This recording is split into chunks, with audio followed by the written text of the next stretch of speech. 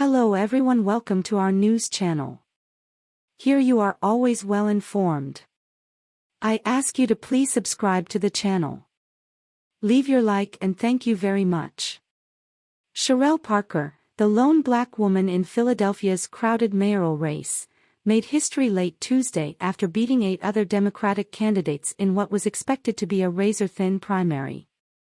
Parker, who was not in attendance for her election night watch party after receiving emergency dental treatment, is expected to win in November's general election, putting her on track to be the first woman elected to the office.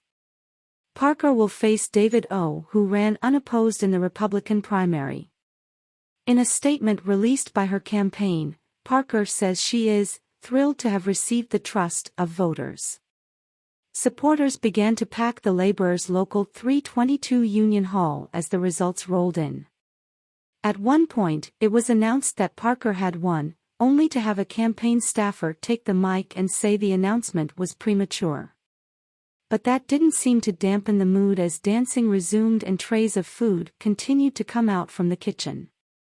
Parker's mentor, former City Council member Marian Tasco, expressed pride, remembering when she first met Parker while she was a high school student. "She's very smart and she knows how to work with people, she will do very well," said Tasco.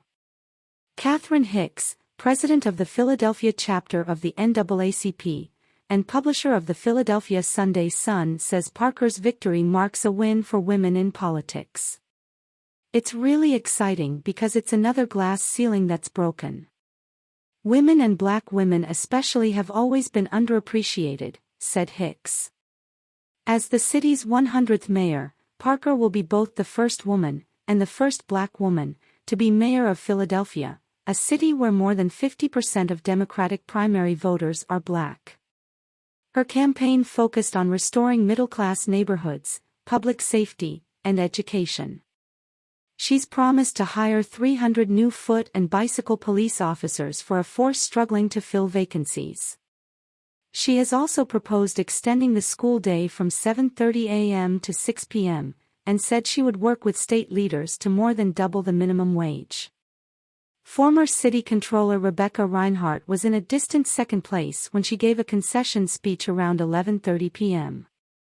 "Our campaign was about fighting against the Democratic machine and the status quo of how things are done in Philly," Reinhart said, vowing to keep building the coalition that formed around her campaign.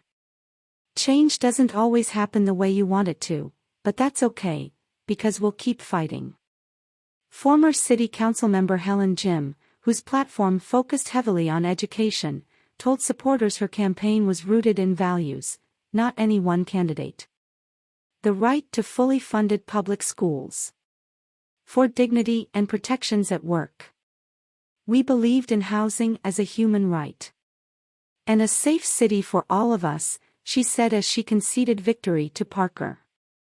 "Throughout this campaign, we never once backed down from what we believed in, and we refused to leave each other behind.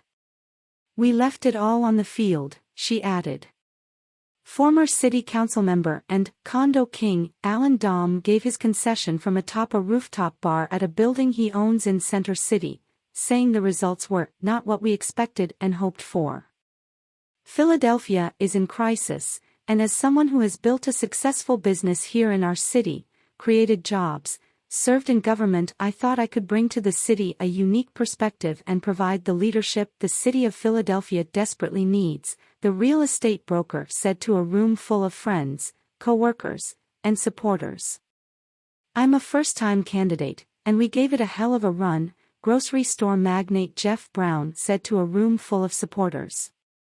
"We stand for something. We are tired of a tale of two cities. We want to fix this." Parker had the support of the majority of Philadelphia's established politicians and a long list of unions, including the building trades. Born and raised in West Oak Lane, Parker has worked in politics most of her adult life, spending 15 years in the State House and serving 2 terms on City Council. She is a leader of the Northwest Coalition, a powerful bloc of black voters in Germantown, Mount Airy, and East and West Oak Lane.